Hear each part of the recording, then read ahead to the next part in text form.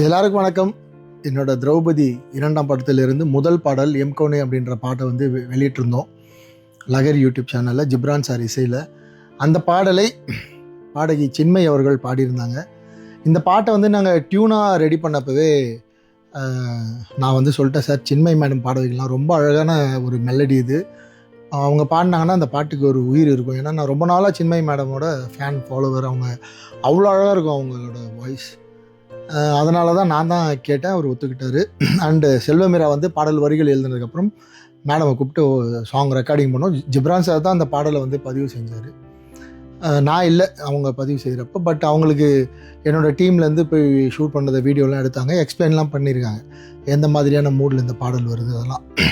So இதெல்லாம் நல்லபடியாக முடிஞ்சிச்சு. நேற்று அந்த பாடல் வெளியிடறதுக்காக ஒரு ப்ரமோ போட்டப்போ அதில் அந்த சின்மை மேடமோட விஷுவல்ஸ் வந்தது. அதை பார்த்த சில பேருக்கு வந்து என்ன நடந்துச்சுன்னு புரியல. எனக்கு நான் ட்விட்டரில் ரெகுலராக இருக்கிறதால, எக்ஸில் ரெகுலராக இருக்கிறதால எனக்கு வந்து அது புரிஞ்சிச்சு. உடனே ஒரு கண்டினியூஸாக ஒரு 30 பேர் வந்து சின்மை மேடமாக கண்டினியூஸாக அட்டாக் பண்ணுறாங்க. என்னென்னா, இந்த மாதிரி திரௌபதி, ருத்ரதாண்டவம், பகாசுரன் போன்ற படங்களெல்லாம் எடுத்தார். அவர் வந்து ஒரு குறிப்பிட்ட மக்களுக்காக தான் படம் எடுப்பார், அவர் வந்து பெண்களுக்கு எதிரான படம் எடுப்பார் அப்படிலாம் சொல்லி நீங்கள் அவர் படத்தில் போய் எப்படி பாட்டு பாடலாம், நீங்கள் பெரிய புரட்சியாளர், இப்போ வந்து இவங்க புரட்சியெலாம் எங்கே போச்சுன்னு சொல்லி அவங்க சின்மை மேடம் கண்டினியூஸாக அட்டாக் பண்ண உடனே எனக்கு அப்போவே புரிஞ்சிடுச்சு இவங்க ஏதோ ரியாக்ட் பண்ண போகிறாங்கன்னு. ஆனால் என்ன ரியாக்ட் பண்ண போகிறாங்கன்னு தெரியல. நான் நினச்ச மாதிரியே அவங்க வந்து இந்த பாடலை நான் பாடியதற்காக மன்னிப்பு கேட்டுக்கொள்கிறேன், இந்த சித்தாந்தத்தில் படம் எடுக்கிறாங்கன்னு தெரிஞ்சால் நான் பாடாமலே இருந்திருப்பேன் அப்படின்னு ஒரு ட்வீட்டை வந்து டக்குன்னு போட்டாங்க. எங்ககிட்டயோ இல்லை இசையமைப்பாளர்கிட்டயோ எந்த விதமான விளக்கமும் கேட்காம. அது எங்களுக்கு ரொம்ப அதிர்ச்சியாக தான் இருந்தது. ஏன்னா ஒரு படக்குழுவாக ஒரு இவ்வளோ பெரிய பட்ஜெட்டில் இவ்வளோ பெரிய ஒர்க் பண்ணி இதில் என்ன பண்ணியிருக்கோம், என்ன கண்டென்ட்னு கூட தெரியாது யாருக்கும், அவங்களுக்குமே தெரியாது. ஒரு வாட்டி கேட்டுருக்கலாம், இந்த மாதிரி சொல்கிறாங்க என்ன உங்கள் நிலைப்பாடுன்னு கேட்டுட்டு கூட அவங்க ஒரு முடிவு எடுத்துருக்கலாம்.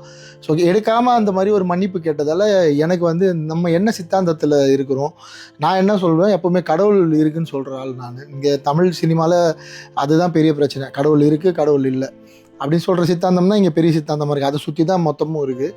எனக்கு தெரிஞ்சு சின்மை மேடம் இது வரைக்கும் கடவுள் இல்லை, கடவுளுக்கு எதிராக பேசினது இல்லை. அவங்க சின்மை ஸ்ரீபாதா அப்படின்னு தான் பேர் வச்சுருக்காங்க. ஸ்ரீபாதானா என்ன அர்த்தம்னா ஸ்ரீபாதம், இறைவனோட பாதம் தான் அர்த்தம். ஸோ பேர்லேயே அவங்க வந்து இறைவனை தாங்கி தான் இருக்காங்க. ஸோ எனக்கு சித்தாந்தமாக நான் அவங்க கூட எதில் வேறுபட்டு நிற்கிறேன்னு தெரியல. அப்படி இருந்தால் கூட நான் இவங்களுக்கெல்லாம் பாட மாட்டேன், இந்த மாதிரி சித்தாந்தம் இவங்கெல்லாம் பாட மாட்டேன்னு எங்கேயாவது அவங்க ஸ்டேட்மெண்ட் கொடுத்துருந்தா கண்டிப்பாக நான் கூப்பிட்ருக்க மாட்டேன். ரொம்ப விரும்பி ஆசைப்பட்டு அவங்க குரலில் தான் இந்த பாடல் பதிவாகணும்னு நான் தான் கேட்டேன். கடைசியில் இப்படி ஒரு விஷயம் நடந்துச்சு. எனக்கு என்ன தெளிவு வேணும் இந்த வீடியோ எதுக்காக அப்படின்னா, எதுக்கு மேடம் நீங்கள் வந்து வருத்தம் தெரிவிச்சிங்க, உங்களை வருத்தம் தெரிவிக்க சொல்லி உங்களை வந்து இந்த பாடல் பாடினதுக்காக அப்பாலஜிஸ்ன்ற வார்த்தையை பயன்படுத்த சொல்லி உங்களுக்கு பின்னாடி இருந்து யாரோ புற அழுத்தம் கொடுத்துருக்காங்க, அவங்கக்கிட்டே எதுக்காக நான் என்னை வருத்தம் தெரிவிக்க சொன்னீங்கன்னு கேட்டு அது ஒரு விளக்கமாக நீங்கள் இதே ட்விட்டர்லையோ இல்லைனா உங்களோட லெட்டர் பேட்லேயோ ஒரு விளக்கம் கொடுத்தீங்கன்னா அது எங்களோட படத்தை எந்த வகையிலும் பாதிக்காமல், வியாபாரத்தை பாதிக்காமல் இருக்கும். பாடல் நல்லபடியாக போயிட்டுருக்கு, ஆர்கானிக்காக ஒரு 1 மில்லியன் வியூஸ் வந்து நம்ம இப்போ பேசிகிட்டு இருக்க இந்த நேரத்தில் பாடல் நெருங்கிடுச்சு. இருந்தாலும் என்னை சுற்றி இருக்கவங்க, என்னை இவ்வளோ நாள் சப்போர்ட் பண்ணுவாங்க, எனக்குன்னு இருக்கிற மக்கள், எனக்கு படம் பார்க்குற மக்கள் வந்து என்னை சுற்றி கேள்வி கேட்டே இருக்காங்க. அவங்க நிறைய கோரிக்கை வைக்கிறாங்க. அவங்களுக்கு வந்து நீங்கள் கொடுத்த இந்த ஸ்டேட்மெண்ட் மிகப்பெரிய வருத்தத்தை ஏற்படுத்தியிருக்கு. அண்ட் ப்ரொடியூசருக்குமே வந்து, சார் என்ன சார் நமக்கு பிஸ்னஸ் இதுக்கு பாதிக்குமா, அவங்க ஏன் அப்படி ஒரு ஸ்டேட்மெண்ட் நம்மளை கேட்காம கொடுத்தாங்கன்னு கேட்குறாரு. எனக்கு பதில் சொல்ல தெரியலை. அதனால் சின்மை மேடம் என்ன காரணத்துக்காக நான் உங்களை நேரடியாக மீட் பண்ணி பேசினதில்லை, எனக்கும் உங்களுக்கும் எந்த விதமான எந்த தொடர்பும் இல்லை, எந்த விதமான பேச்சுவார்த்தையும் இல்லை. அப்படி இருக்கப்போ நான் ஏதோ பெரிய குற்றம் பண்ணிட்ட மாதிரி, தப்பு பண்ணிட்ட மாதிரி, இது ஒரு வகையான ஒரு ஒதுக்கி வச்சு பேசுகிற மாதிரி, ஒரு மாதிரி நான் ஏதோ பெருசாக இந்தியா நாட்டை தாண்டி வெளியே இருக்கிறவங்களுக்கு வந்து நான் ஏதோ ஒர்க் பண்ணி என்னை வந்து அது அந்த வார்த்தை கரெக்டாக எனக்கு பிரயோகிக்க தெரில, அப்படியான ஒரு ஸ்டேட்மெண்ட் மாதிரி இருக்குது.